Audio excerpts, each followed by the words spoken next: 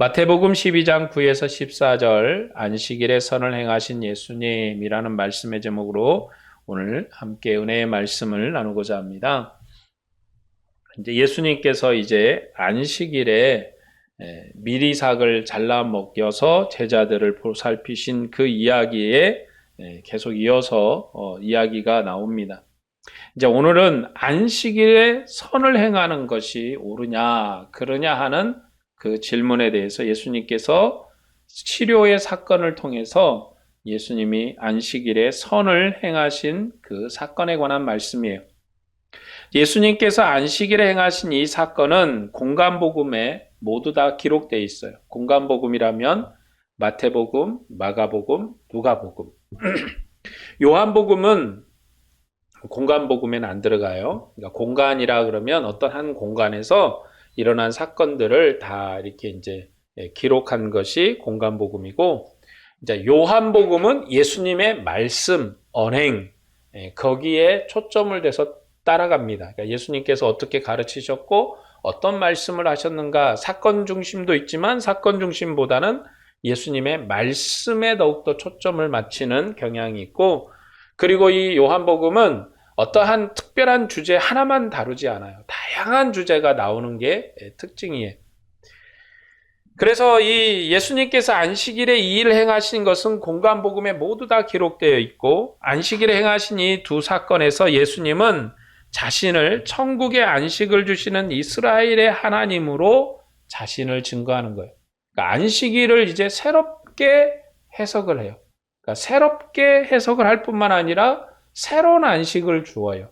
이전의 율법의 안식이 아니라 하나님의 아들 예수 그리스도께서 주시는 새 안식일, 새로운 개념의 안식일을 주시는 거예요.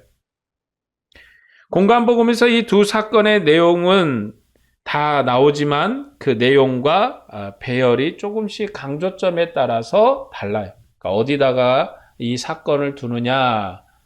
우리는 생각할 때 그냥 예수님께서 하신 일들을 이 사도들이 그냥 있는 일 그대로 순서대로 기록했거니라고 생각할 수 있지만, 우리가 복음서가 이렇게 이제 4개가 있고, 특별히 공간복음은 3권이 있잖아요. 마태, 마가, 누가복음.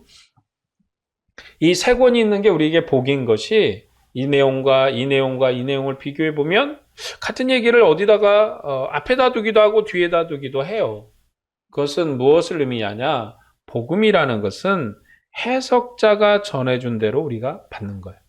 예수님이 말씀하신 대로 받는 게 아니라 예수 그리스도의 말씀을 맡은 사도들이 해석해 준 대로 받는 거예요. 그러니까 이 복음서라는 거는 뭐냐 그러면 해석된 복음이야. 그렇죠? 해석된 복음이에요. 우리는 복음서를 자꾸 우리가 임의대로 해석을 하려고 그래요. 이게 무슨 의미가 있을까? 무슨 뜻이 있을까? 무슨 내용이 있을까? 그런데요, 이 복음서들은 사실 이미 해석을 한 거예요. 마태 사도가 해석을 하고, 그다음에 누가라는 사람이, 누가 선생이 해석을 하고, 마가가, 그 마가 다락방의 주인이었던 마가가 해석을 하고, 요한 사도께서 예수님에 대해서 해석을 해서 전해준 거예요. 그러니까 그 복음서의 기록 중에 보면 누군가 이렇게 말하더라. 내가 그런 영광, 그런 능력을 본 적이 없어. 이거는 사도 마태께서 하는 얘기예요. 어떤 사람이 얘기했다. 수많은 사람들이 거기서 수군 하면서 이 말 저 말 했을 거 아니에요? 근데 그 중에 어떤 말을 딱 가져다가 딱 쓴단 말이에요. 그거는 사도 마태께서 그 복음서를 해석하면서 이렇게 하시는 말씀이에요. 그러니까 이 사건도 어떤 경우에는 어떤 사건 앞에 두기도 하고 뒤에 두기도 하고 또 내용이 조금씩 다르기도 하고 하는 것은, 이 복음서라는 것은 순수하게 있었던 사건, 순수한 시간의 배열, 이거를 따라가는 게 아니라 복음의 은혜에 따라서 복음의 사도의 관점에서 사도가 해석하는 대로 해석하는 거예요. 왜 그런가? 마태가 복음을 전하는 그 대상이 달라요. 그렇죠? 누가가 전하는 복음의 대상이 달라요. 마가도 그렇고. 우리가 솔직히 얘기하면 어린아이한테 얘기할 때는 어린아이에 맞춰서 얘기를 해야 되고, 청년한테 얘기할 때는 청년에 맞춰서 얘기를 해야 하잖아요. 우리가 한국 사람한테 얘기할 때도 한국 사람에 맞춰서 얘기를 하고 외국 사람한테 얘기할 때는 외국 사람에게 맞춰서 얘기를 해야 돼요. 그러니까 그 복음서를 받은 저자가 기록하여서 전한 대상이 다르니까 대상이 다르니 그 내용도 달라요. 내용이 다르니까 강조점도 달라요. 그래서 이런 차이가 나는 것은 이 배열하게 또 내용에 있어서 차이가 나는 것은 강조점이 달라서 그렇다는 거예요. 그런데 이 차이점들은 각 복음서가 강조하는 것이 무엇인지를 알게 하는 거예요. 그러니까 우리가 차이점이 있으니까 그 차이점이 뭐야 하고 보니까 각 복음서의 기록자가 강조하는 바를 찾는데 도움이 돼요. 그러니까 마태복음을 하다 보면 꼭 누가 얘기도 하고 마가 얘기도 해요. 근데 누가복음을 할 때는 또 마태 얘기도 하고 마가 얘기도 해요. 마가복음을 우리가 전할 때는 마태와 누가 얘기를 또 해요. 왜 그러냐면 공간복음이라고 그랬잖아요. 한 사건, 한 공간의 이야기를 계속 하는 것이어서 그것을 서로 비교해 보면, 그러니까 파할 필요는 없어요. 여기에 맞춰서 마태를 막 부셔가지고 여기다 갖다 맞출 필요는 없는데 이 세 개를 잘 이렇게 이제 비교를 하다 보면 마태는 이걸 강조하려고 했던 거구나. 누가는 이걸 강조하려고 했던 거구나. 마가복음은 이걸 강조하려고 했던 거구나. 강조를 하니까 우리는 세 명의 증인한테 예수님에 대한 증거를 듣는 거예요. 그래서 이 예수님의 사건에 대해서 왜 이렇게 복음서가 많아? 하나만 있으면 되지. 그렇잖아요. 하나만 있으면 되지. 이렇게 마태도 얘기하고 마가도 얘기하고 누가도 얘기하고 옛날에 그렇게 생각했단 말이죠. 그런데 이제 이렇게 살펴보니까 그게 아니고 세 개가 있으니까 확실하다. 확실한 증인들이 있는 거죠. 자, 마가복음과 누가복음은 본문의 두 사건을 제자 파송 앞에다가 기록을 해요. 반면에 마태복음은 10장에서 우리가 지금 12장을 읽고 있잖아요. 10장에서 12제자 파송 훈화를 하셨어요. 이미 끝났어. 제자들을 보냈어요. 그 후에 사건으로 얘기를 해요. 그러니까 제자들을 파송하기 전에 얘기하는 건 마가와 누가예요. 그러면 왜 사도들이 역사적 순서대로 배열하면 되지? 왜 굳이 누구는 여기다 배열하고 누구는 여기다 배열하고 왜 지들 마음대로 해? 그건 사도의 권위예요. 그건 기록자의 권위입니다. 하나님의 권위에 따라. 우리는 그것을 기록된 대로 교회는 받는 거예요.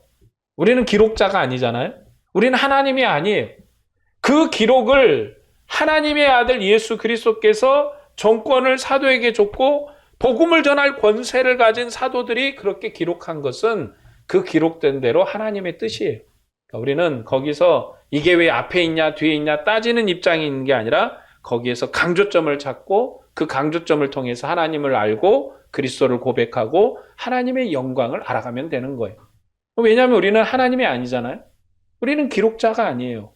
그러니까 교회는 기록자의 권위를 갖고 있는 게 아니고 받는 자의 권위를 갖고 있기 때문에 전해주는 대로 우리가 읽어서 그리스도를 알아가는 거예요.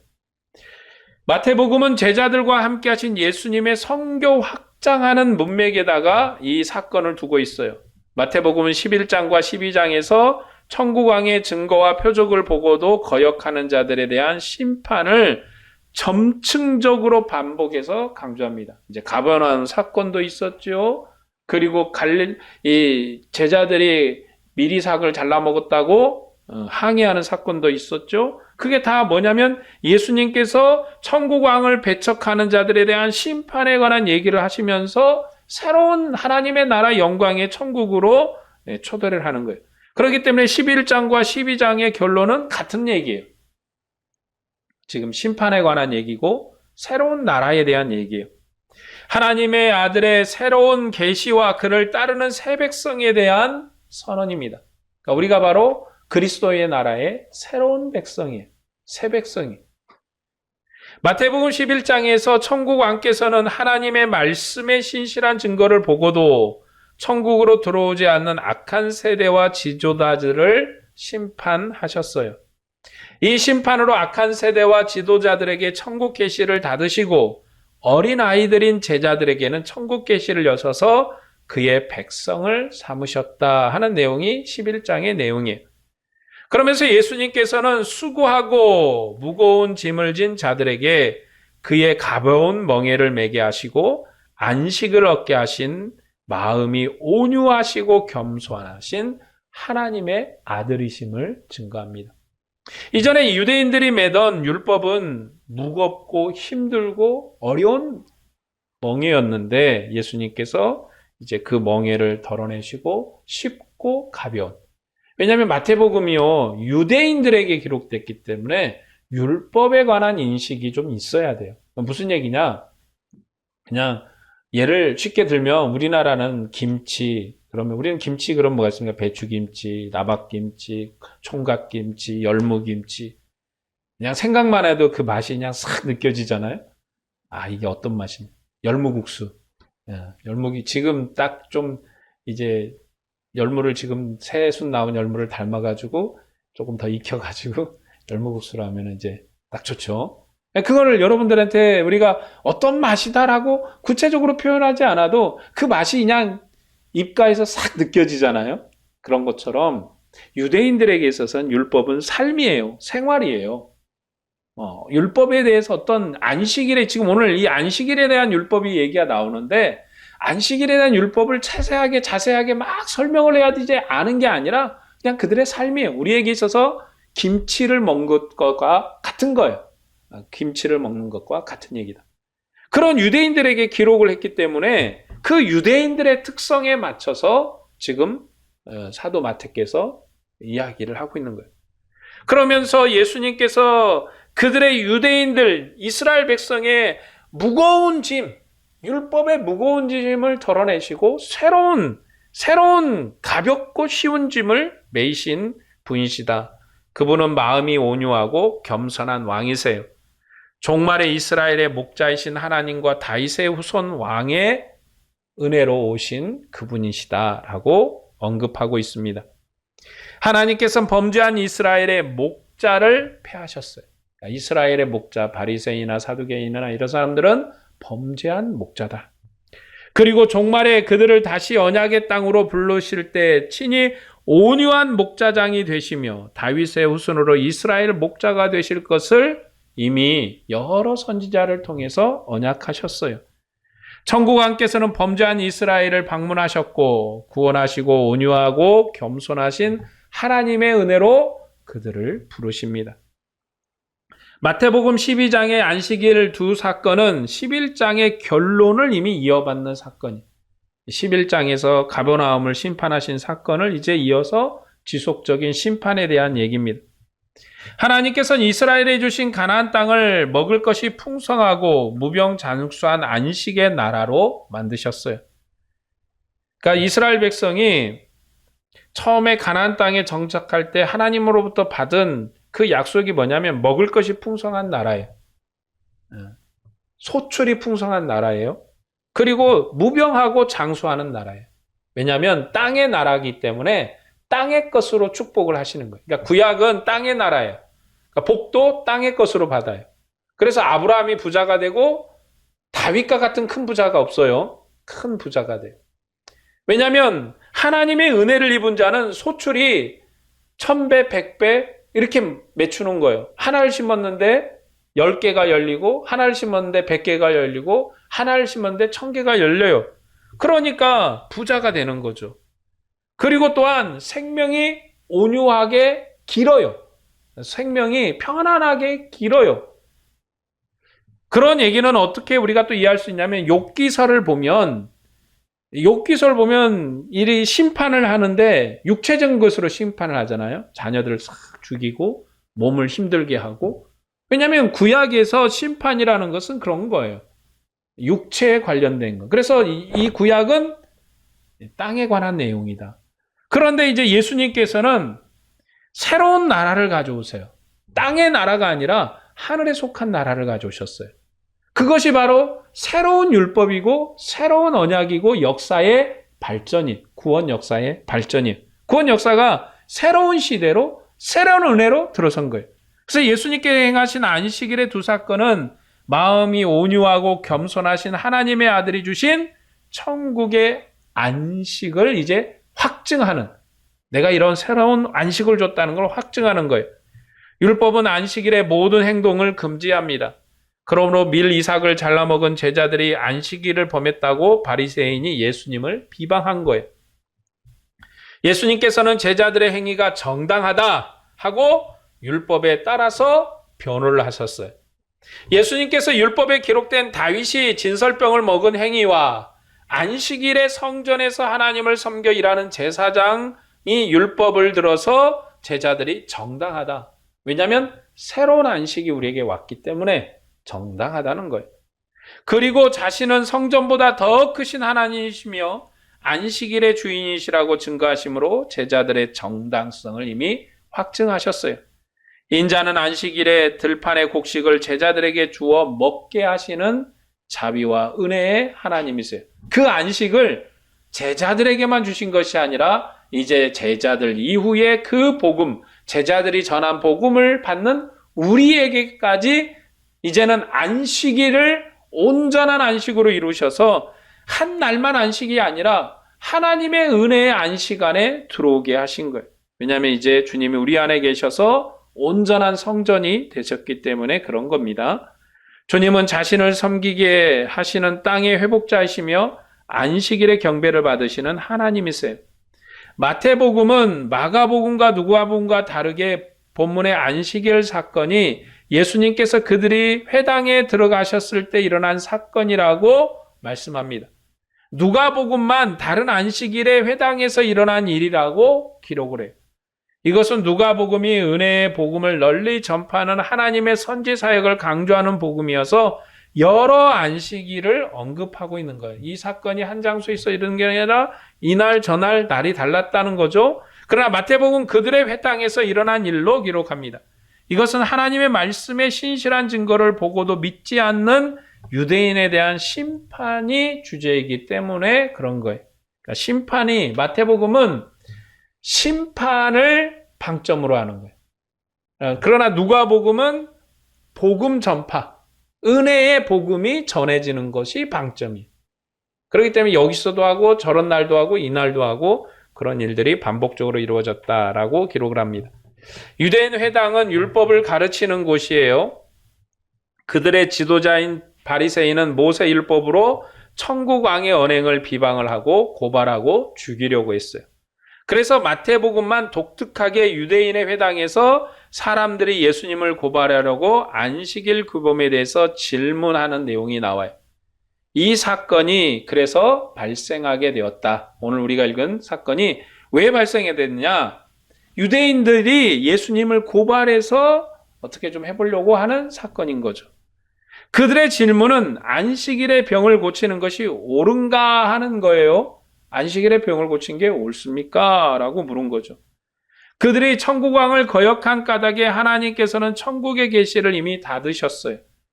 그래서 유대인 회당과 지도자들은 온유하고 겸손하신 종말의 천국왕이 새롭게 주시는 안식과 멍에를 이미 이해하지 못하고 인자를 고발하는 거예요.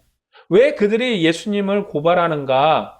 왜 예수님이 그들을 고발을 하려고 그들이 애를 쓰는가? 그것은 하나님이 그들의 지혜를 닫으셨어요. 그럼 누구한테였었어요?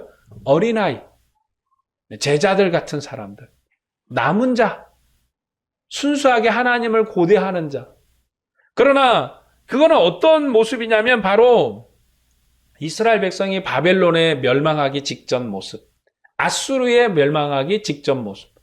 그래서 왕이 거짓 선지자의 말을 듣고 거짓 선지자가 판을 치는 그런 세대의 모습. 그래서 도리어 순수하게 복음을 전하고 순수하게 율법의 회복을 외치는 에레미야 선지자 같은 사람은 감옥에 가는, 매를 맞는 그런 시대의 상황이 지금 예수님께서 오셨을 때도 이렇게 반복되고 있다고 사도 마태께서 고발하는 거예요. 왜 그들이 어리석게 미련하게 천국의 왕을 고발하려고 이런 질문을 하는, 이거는 천국의 왕을 고발하고 비방하고 죽이려는 목적을 가지는 질문인데 그 질문은 어리석어요. 왜 어리석나? 그런 일들이 벌어졌는가? 하나님이 그들의 지혜를 닫으셨고 하나님의 은혜를 받았기 때문이다라는 게 사도 마태의 고백이고 증거예요. 왜냐하면 이스라엘 백성이 바벨론에 멸망하기 직전에 거짓 영들이 여러 선지자들을 거짓되게 했고 그들의 입술로 이스라엘을 멸망의 길로 인도했거든요. 하나님이 그렇게 하셨어요. 왜냐하면 그들이 하나님을 버리고 계속 하나님을 떠난 삶을 살았기 때문에 그렇죠. 예수님께서는 안식일에 선을 행하는 것이 옳다 그렇게 말씀을 하십니다. 예수님께서 율법을 어긴다는 유대인 회당 사람들의 비방에 예수님께서는 먼저 율법에 따라서 자신의 정당함을 입증을 하세요. 그리고 자신의 권위로 새로운 안식의 율법을 주십니다. 마가복음과 누가복음은 바리새인에게 하신 질문에 선을 행하는 것과 악을 행하는 것, 생명을 구하는 것과 죽이는 것 중에 어느 것이 옳으냐 하고 다시금 질문을 하십니다. 다시 이렇게 질문하니까 반문을 하시는 거죠. 예수님의 질문에 대해서 바리새인이 아무런 대답도 못해요. 말을 못해요. 예수님께서는 그들의 완악함에 진노하시고 모든 사람이 보는 가운데 손이 마른 사람의 손을 말씀의 권능으로 즉각 치료해 주셨어요. 바리새인들은 예수님을 죽이려고 이제 또 다시 음모를 하는 사건이 나옵니다.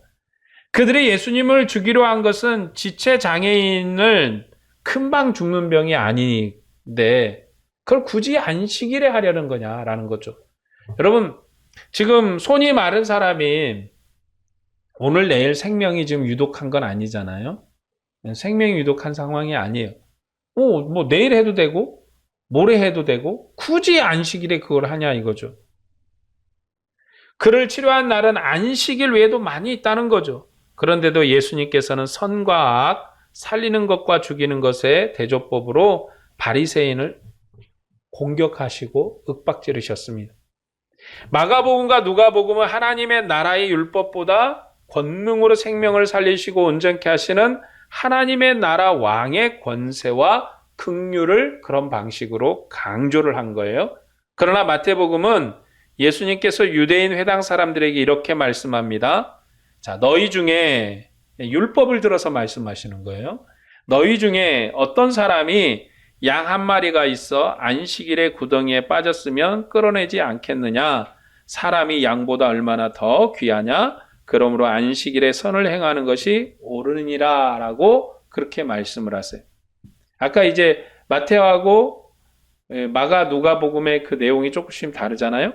예수님께서는 유대 회당 사람들에게 율법으로 질문하신 거예요. 율법으로 다시 답을 하십니다. 그리고 그들의 답을 기다리지 않으세요. 즉각으로 자기 권세로 천국 율법을 말씀하신 이후에 온유하고 겸손하신 천국 왕께서 이 손마른 사람을 회복시켜 주십니다. 율법을 맡은 바리새인도 율법의 유전을 따라 한 마리 양이 있는 사람의 양이 안식일에 구덩이에 빠지면 건지도록 허락이 됐어요. 지금 예수님께서 이 말씀하신 것은 율법 조문의 내용이 아니라 율법 조문의 내용을 해석한 유전이에요. 이제 안식일에 일하지 말라라는 게 율법의 대전제잖아요. 그럼 어디까지 일하면 안 되는가 하는 걸 이제 유대인들이 해석을 한 거죠. 그러면 이제 양 한 마리가 있는 사람이 있어. 그 사람의 전 재산이 양 한 마리예요. 그렇죠? 그러면 그 양 한 마리가 안식일에 구덩이에 빠졌어. 죽어버리면 전 재산을 잃는 거예요. 전 재산을 잃어버리는 거잖아. 양이 100마리가 있어. 100마리가 있는데 그 중에 한 마리가 구덩이에 빠져서 죽었어요. 그러면 100마리 중에 한 마리만 죽고 99마리의 양은 남는 거잖아요. 그러니까 그런 사람은 그냥 애석하지만 그냥 내버려 둬라 이렇게 얘기할 수 있다는 거죠. 그거는 일하는 거라는 거죠. 그건 일을 하는 거야. 자기 재산의 증식을 위해서 더 많이 남기려고 일하는 거야. 그러나 양 한 마리가 있는 사람이 있어요. 그게 자기 전 재산이야. 죽어버리면 자기는 이제 빈털털이야. 그러면 구해야 된다. 그런 건 일이 아니다. 그건 일이 아니라 그 사람의 이 구하는 사람의 생명도 살리고 양도 살리는 일이라는 거죠. 그래서 그런데 하물며 양보다 귀한 사람을 구하는 일이 선한 일이기 때문에 안식일에 그 일을 하는 것이 당연하다고 예수님께서 말씀을 하세요. 예수님께서는 지금 새로운 이제 언약을 말씀하시는 거예요. 선을 행하는 게 옳다. 그 숫자, 양의 숫자가 한 마리냐, 두 마리냐, 세 마리가 아니라 사람의 생명이 귀하다. 하나님도 그렇게 은혜를 베푸신다. 이제 새로운 관점, 새로운 은혜의 시대의 삶이 시작되는 거죠. 그런데 사도 바울께서도 이 예수님이 하셨던 방식으로 율법을 해석합니다. 고린도전서 9장 8에서 11절 말씀을 보면 이런 내용이 나와요. 내가 사람의 예대로 이것을 말하느냐? 율법도 이것을 말하지 아니하느냐? 모세 율법에 곡식을 밟아 떠는 소에 망을 씌우지 말라 기록하였으니 하나님께서 어찌 소를 위하여 염려하심이냐? 오로지 우리를 위하여 말씀하심이 아니냐? 과연 우리를 위하여 기록된 것이니 밭가는 자는 소망을 가지고 갈며 곡식 떠는 자는 함께 얻을 소망을 가지고 떠는 것이라. 우리가 너희에게 신령한 것을 뿌렸은즉 너희의 육체인 것을 거두기로 과하다 하겠느냐.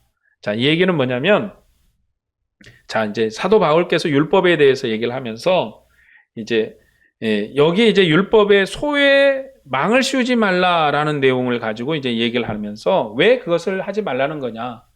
여러분, 일하는 소가 이제 곡식을 이제, 떨다 보면 먹을 수 있는 거잖아요. 근데 그걸 못하게 하면 소가 일을 안 해요.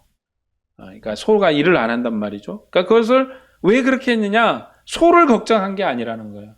곡식을 떨어서 곡식을 탈곡을 다 해가지고 거둬들여야 사람이 먹고 사는 거잖아요. 소가 일을 해야 사람이 먹고 사는 거예요.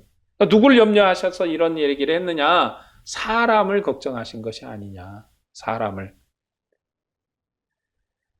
그러니 이제 당연히 이제 우리가 이제 밭가는 것에 대한 소망을 가지고 일을 한다. 그래서 사도 바울께서 얘기하는 이 흐름은 뭐냐면 당연히 내가 너희를 위해서 수고하고 애써서 너희가 헌금을 하고 그 헌금을 가져다가 내가 사용하는 것이 정당하다. 그러나 나는 사용하지 않았다.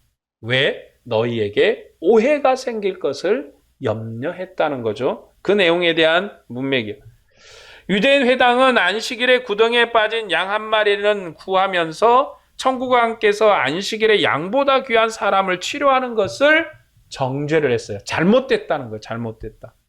종말의 천국왕이신 예수님께서는 안식일 율법을 범한다는 유대인 회당의 비방에도 사람의 생명을 살리는 온유하신 하나님의 아들이세요. 주님은 온전케 하시고 온전한 안식을 주시는 하나님의 아들이십니다. 온유하고 겸손하신 예수님은 자기 백성에게 자비를 베푸시는 하나님의 아들이세요. 이스라엘은 율법의 관원 아래서 율법의 멍에를 보고 안식일에 줄일지라도 들판에 곡식을 걷지 못하고 병든 자도 치료하지 못하는 멍에 아래 살은 자들이에요. 배가 고파도 안식일에 먹을 수가 없어요. 율법에 따라서 안식일에 미랄 이삭을 수확해서 먹을 수가 없죠. 병든 자도 치료를 못해요. 그런 율법의 멍에를 예수님께서 이제 벗기십니다. 그건 누구만 가능한 거예요? 하나님만 가능한 새로운 언약으로. 그러나 종말의 천국왕은 어린아이의 제자들을 천국 백성으로 삼으시고 온전한 양식과 생명을 주셔서 자기 백성을 죄로부터 구원하시고 온유와 자비를 베푸시는 하나님의 아들이세요. 이 예수님이 바로 우리의 왕이십니다. 우리의 주님이세요. 그는 하나님의 아들의 자비하심으로 우리를 인도하시고 은혜를 베푸십니다. 주님은 우리에게 썩지 않고 쇠하지 않는 나라를 유업으로 주세요. 우리로 하나님 품 안에서 안식을 누리게 하시고 영원한 안식을 소망하게 하십니다. 이런 은혜를 주신 주님을 우리가 찬양하고 경배해야 하는 거예요. 자, 우리에게 주님께서 어떤 안식을 주셨습니까? 새 안식일이에요. 율법의 안식일은 멍에를 메고 멍에를 매는 안식일이에요. 그러나 우리의 안식, 예수님이 우리에게 주신 새 안식은 멍에를 매는 안식이 아니에요. 그래서 우리에게 있어 안식일은 뭐냐? 생명을 살리는 날이고 생명을 위해서 수고하는 날이에요. 그러니까 이제 그러면 우리가 이제 안식일이라 그러면 오늘 우리가 모인 이 주일 아니고 이제 토요일 날이 안식이잖아요. 그날만 안식이냐 아니고 이제 예수님께서 우리에게 주신 안식일은 일주일 전체가 다 안식이에요. 그러니까 여러분 우리의 삶 속에서 우리의 생활 속에서 그리스도의 복음으로 생명을 살리는 일을 생명을 구원하는 일, 생명을 위해서 헌신한 일을 끊임없이 해야 되는 거예요. 편안한 중에 우리가 더욱더 하나님의 일을 위해서 수고하는 거예요. 썩지 않고 쇠하지 않는 나라 안에 우리가 살고 있으므로 많은 사람에게 화평을 전하고 많은 사람에게 하나님의 은혜의 소망을 전하고 온유를 베풀고 자비를 베풀어서 모두가 다 하나님의 은혜 안에 살 수 있는 나라로 우리의 삶의 수고, 우리가 뭐 일하고 우리가 행동해야 될 삶의 터전에서 그렇게 하는 거예요. 주일만 와서 우리가 거룩한 게 아니라 우리의 모든 삶 속에서 온유와 자비와 양성과 하나님의 은혜의 충성이 충만하기를 소망합니다. 그렇게 돼야 되는 거예요. 그게 우리가 안식일을 사는 방법. 주일만 와서 거룩하게 예쁜 옷 딱 차려입고 할렐루야 아멘하고 안식일이 끝나는 게 아니라 여러분의 안식일은요. 여러분의 삶의 타전에 있어요. 여러분의 가정에 있어요. 왜냐하면 예수님께서 그런 새로운 안식을 우리에게 주셨거든요. 그리고 이날은 보리를 비벼서 미리삭을 비벼서 먹고 마시고 우리가 힘써서 하나님의 일을 하는 거예요. 그리고 또한 병든 자를 치료하고 그들에게 선을 베풀고 자비를 베푸는 거예요. 어떤 특정한 날을 선택해서 하는 게 아니라 여러분의 삶이 월요일부터 주일까지 모든 삶이 안식일의 삶이에요. 그리고 1일에서 31일까지 모든 삶이 안식의 삶이에요. 1월부터 12월까지 모두가 안식의 삶이에요. 그러므로 우리의 삶의 자리에서 자비를 베풀고 은혜를 베풀기를 원합니다. 오늘 또 우리에게 자비와 은혜를 주신 그 주님을 찬양하고 바라보는 여러분 모두에게 은혜와 평강이 충만하기를 축복합니다. 기도하겠습니다.